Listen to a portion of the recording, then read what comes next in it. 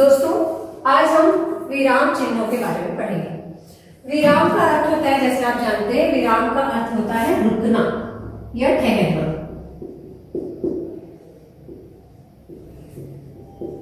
अब बोलते वक्त तो हमको कहाँ रुकना है, और ये हम अपने फेशियल एक्सप्रेशन से बता सकते हैं कि हम प्रश्न पूछ रहे हैं या हमको कहीं पर रुकना है, या जैसा भी हम जो बातें बोलते हैं फेशियल एक्सप्रेशन से वो हमारी बातें स्पष्ट हो जाती है। लेकिन पढ़ने और लिखा हुआ पढ़ने के लिए और जब पढ़ते वक्त अपने फेशियल एक्सप्रेशन को बनाने के लिए हमें जिसकी जरूरत पड़ती है, जो प्रयोग किया जाता है, उसे हम कहते हैं विराम चिन्ह। इस प्रकार विराम चिन्ह की परिभाषा क्या हो जाती है कि जो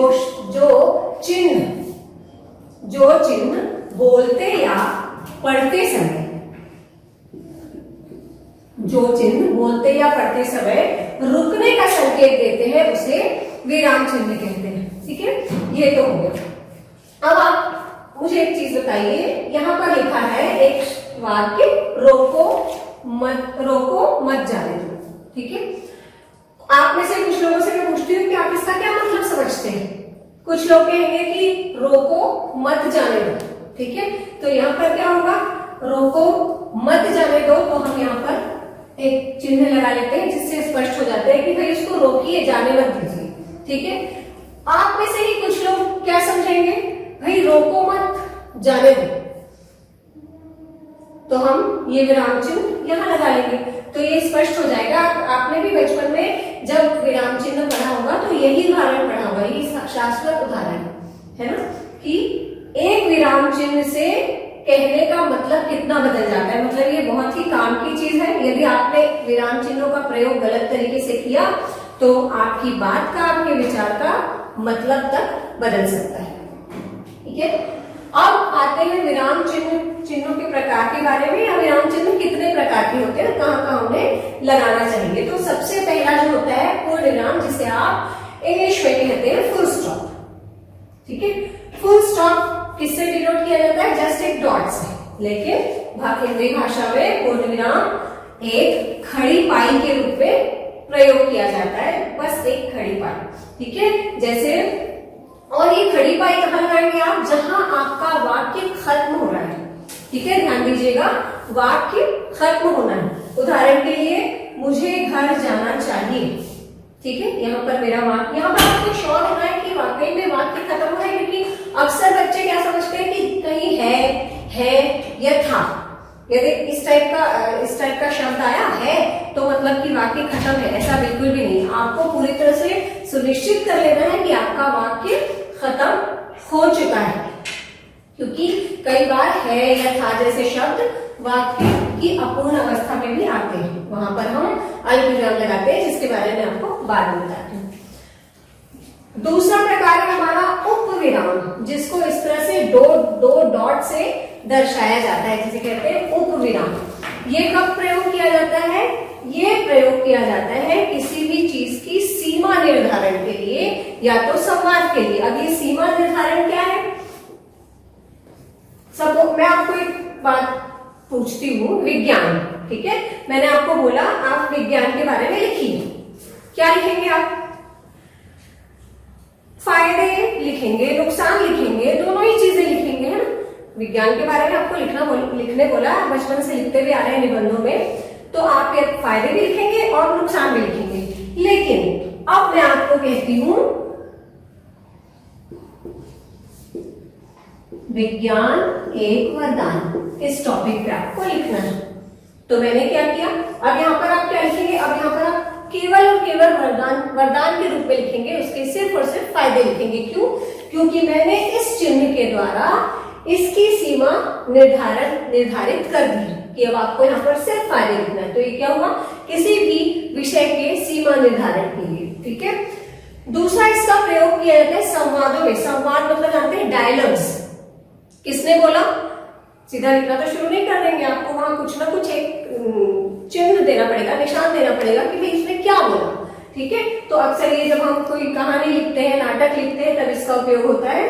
राम श्याम तुम यहाँ कब आओगे, ये राम के द्वारा बोला गया, तो हम पूरा लिखने के बजाय हम ये चिन्ह लगा देते हैं स्पष्ट हो जाता है कि भाई ये जो वाक्य है वो किसके द्वारा बोला गया है, राम के द्वारा, और ये वाक्य जो बोला गया है श्याम के द्वारा बोला गया है। ठीक है, तीसरा जो हमारा प्रकार आता है उसे कहते हैं अर्धविराम। इसके पहले इसका प्रयोग बताने से पहले मैं आपको बता दूं कि आजकल अर्धविराम का प्रयोग बहुत कम हो गया है, ज्यादातर सिर्फ परीक्षा में पूछने के लिए या तो किताबों में पढ़ाने के लिए इसका उपयोग किया जाता है। इसके बदले में हम अल्पविराम, जिसको आप इंग्लिश में कॉमा कहते हैं, उसका प्रयोग आजकल होने लगा है। हाँ, जो 50 के ऊपर वाले होंगे, जो आपके दादा है ना, पिताजी, वो इसका प्रयोग आप उनको देखेंगे। हमारी ये वाली जनरेशन इसका प्रयोग अक्सर नहीं करती है, तो क्यों, ये मैं आपको बताती हूँ। पहले अर्धविराम को विराम दे देते हैं। अर्धविराम यहाँ ये बताया जाता है कि जहां पूर्ण विराम से कम समय के लिए और अल्प विराम से थोड़ा ज्यादा समय के लिए रुकना पड़ता है। अब देखिए, ये सुनिश्चित करना बोलते हैं पढ़ते वक्त कि भाई इससे कम और इससे ज्यादा बहुत ही मुश्किल है ना, तो उतना तो ज्यादातर ये बोला जाता है कि पूर्ण विराम से कम समय के लिए जब हम रुकते हैं तब ये अर्धविराम का उपयोग किया जाता है। और इसको डिनोट कैसे करते हैं, इसका चिन्ह है एक डॉट और एक कॉमा ऊपर नीचे। ठीक है, जैसे कि देखिए उदाहरण के लिए, वह एक गरीब आदमी है, ऐसा उसे देखकर लगता है। यहाँ पर हमको रुकना था क्योंकि हमको उस गरीब आदमी के बारे में बताना था, इसलिए हमको यहाँ पर बिल्कुल कम समय के लिए यहाँ पर हमको रुकना है। ठीक है, दूसरा, उसकी माँ बीमार है इसलिए वह स्कूल नहीं आएगा। तो एक तरीका ये भी है कि कई वाक्यों में आप देखते हैं, जब ये दो वाक्य है ना, दो वाक्य है जो कि पूर्ण कहाँ हो गए, यहाँ, इसलिए हम यहाँ पूर्ण विराम लगाएंगे। तो यहाँ क्या लगाएंगे कि हमको पता चले कि वो दो वाक्य है। तो ये ज्यादातर होता है इसलिए, तो, क्योंकि, परंतु, इस तरह का जब शब्द आता है एक ही वाक्य में और हमको उन दोनों वाक्यों को अलग भी करना है, तब अक्सर हम अर्धविराम का उपयोग करते हैं। चौथा विराम चिन्ह है अल्पविराम, जिसको हम इंग्लिश में कॉमा कहते हैं और इसको इस तरह से डिनोट किया जाता है। यहाँ पर अल्पविराम को समझने के लिए बहुत बार विद्यार्थियों में ये कंफ्यूजन रहता है कि कहाँ पे कॉमा लगाए, कहाँ पे अल्पविराम लगाए, ना लगाए। तो इसकी सारी डिटेल मैं आपको अगले वीडियो में दूंगी। अभी हम बहुत शॉर्ट में यहाँ पे समझते हैं कि पूर्ण विराम से आधे समय तक का जो ठहराव है, यानी बहुत ही कम समय के लिए जब हमको रुकना है वहां।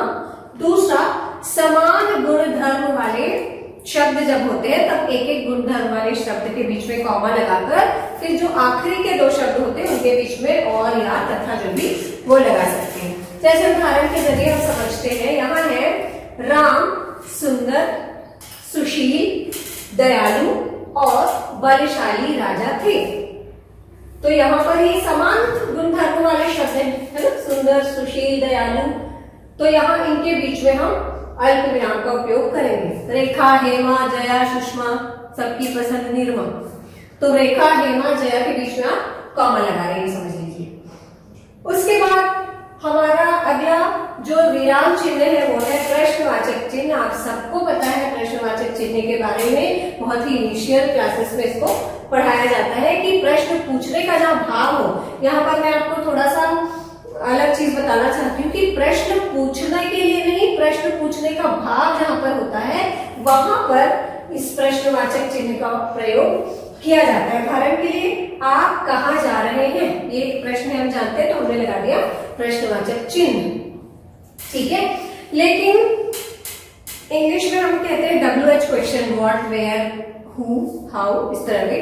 तो उसी तरह हिंदी में क्यों, कहाँ, कब। आप क्या सोचते हैं, यदि ऐसे शब्द आए तो वो हमारा प्रश्नवाचक चिन्ह है हमेशा? बिल्कुल नहीं। यदि ये शब्द आते भी हैं और वहां पर प्रश्न का भाव नहीं है तो वहां हम प्रश्नवाचक चिन्ह का प्रयोग नहीं कर सकते। उदाहरण के तौर पे देखेंगे, क्या बताऊं बहन, मेरी बहू कब उठती है, कहाँ जाती है, किसी से नहीं बताती और ना पूछती। यहाँ पर भी क्या, किसी, कहाँ, सारे शब्द आए हैं जो प्रश्नों की ओर इशारा करते हैं, लेकिन क्योंकि यहाँ पर प्रश्न के पूछने का भाव नहीं, यहाँ पर प्रश्न नहीं पूछा जा रहा है, उत्तर दिया जा रहा है ना, तो इसलिए यहाँ पर प्रश्नवाचक चिन्ह का प्रयोग नहीं किया जाएगा। एक और आपको बात बता देती हूँ कि कभी कभी ऐसा होता है कि प्रश्नवाचक चिन्ह लगाना पड़ता है, जबकि वहां पर प्रश्नवाचक कोई शब्द ही नहीं होता। क्यों, कहां, कब, कैसे नहीं होता, लेकिन पूछने का भाव प्रश्न का है।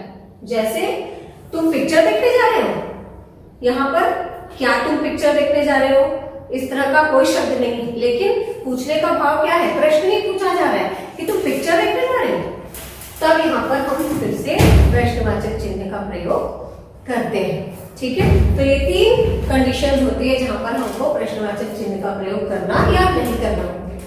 ठीक है, उसके बाद छठवां आता है विस्मयादिबोधक चिन्ह, जिसको एक खड़ी पाई और एक डॉट से डिनोट करते हैं।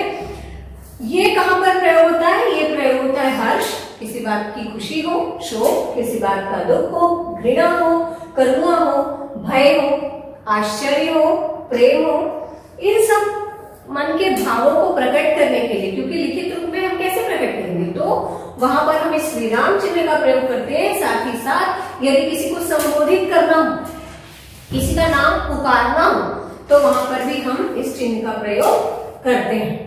उदाहरण के तौर पर आप देखेंगे, ओह लॉकडाउन में तो मैं त्रस्त हो चुकी हूं, तो यहाँ पर ओह क्या है, एक परेशानी, एक दुख का भाव लेकर आ रहा है, इसलिए इसके आगे हम विस्मयादिबोधक चिन्ह का प्रयोग करेंगे।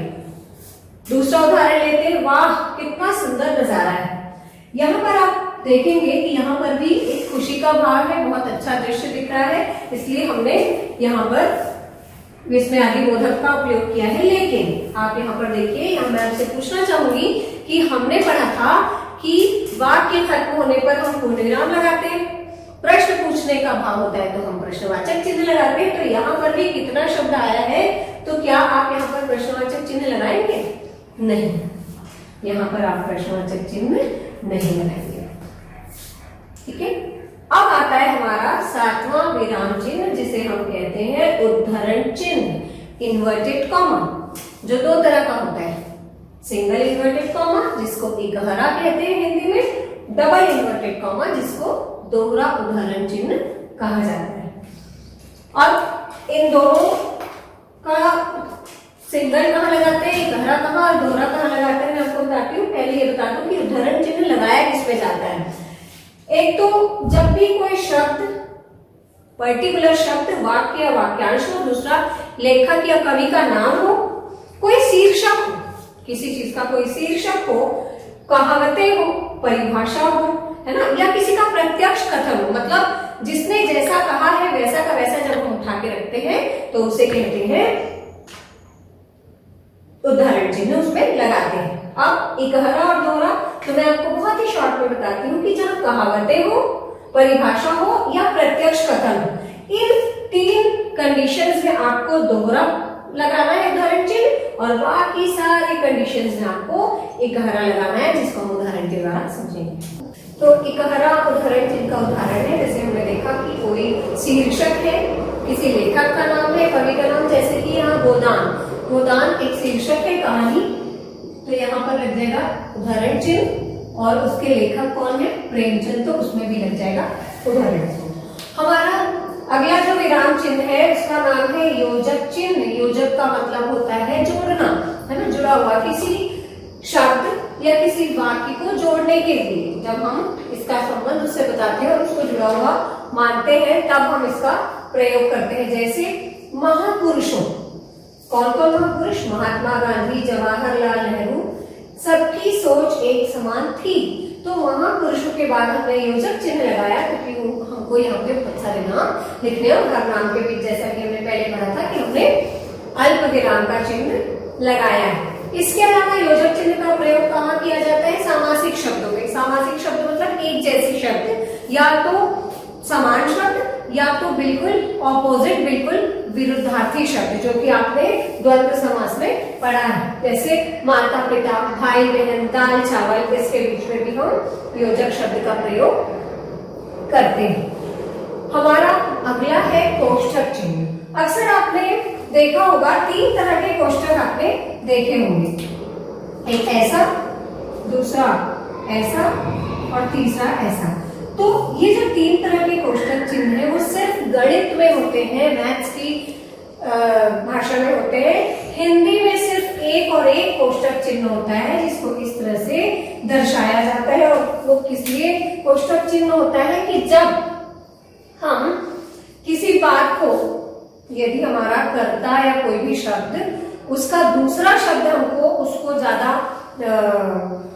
एक्सप्लेन करने के लिए या तो उसको एकदम स्पेशलाइज करने के लिए जब हम बताते हैं, तब उस दूसरे शब्द को, किस शब्द के, उसी शब्द के दूसरे शब्द को कोष्टक में रखते हैं। जैसे कि उदाहरण देखिए, नेताजी। नेताजी कौन? अब सबको स्पष्ट है नेताजी, लेकिन फिर भी हमको और स्पष्ट करना है। कौन? नेताजी सुभाष चंद्र बोस। तो हमने इनको रख दिया कोष्टक में। ने आजाद हिंद फौज का गठन किया, पूर्णविराम। ठीक है, इस तरह जब कोई स्पेशल बताना होता है, नेताजी एक कॉमन शब्द है, अब उसको हमको बताना है कि कौन नेताजी? सुभाष चंद्र बोस। तो उसको हमने रख दिया कोष्टक में। ठीक है, अब हमारा अगला जो विराम चिन्ह है उसको हम कहते हैं विवरण चिन्ह। विवरण का अर्थ होता है विस्तार, एक्सपेंडेड। ठीक है, तो यदि कोई शब्द है, कोई शीर्षक है, कोई विषय है जिसके बारे में आपको लिखना है, काफी कुछ लिखना है, तो आप जब उसका विवरण, जैसे कि आप निबंध में अक्सर लिखते हैं ना, तो जब आपको उसको विस्तार से लिखना होता है तब आप लगाते हैं विवरण चिन्ह, जो कि ये 2 डॉट और एक योजक चिन्ह जैसे चिन्ह के जैसे इसको डिनोट किया जाता है। जैसे उदाहरण मैंने आपको दिया कि आप विशेषण के बारे में लिखिए, है ना, विशेषण के बारे में लिखिए, प्रदूषण के बारे में लिखिए, बस विस्तार से लिखिए। तो आप यहाँ शीर्षक लिखकर उसके बारे में फिर विस्तार से लिखेंगे। अब मैंने आपको जब अल्प विराम में आपको पढ़ा रही थी तब मैंने आपको बताया था कि उसकी बहुत सारी कंडीशंस होती है, बहुत सारे प्रयोग होते हैं कि कहाँ कहाँ आपको अल्प विराम करना है। अपने अगले वीडियो में मैं आपको अल्प विराम के बारे में विस्तार से बताऊंगी।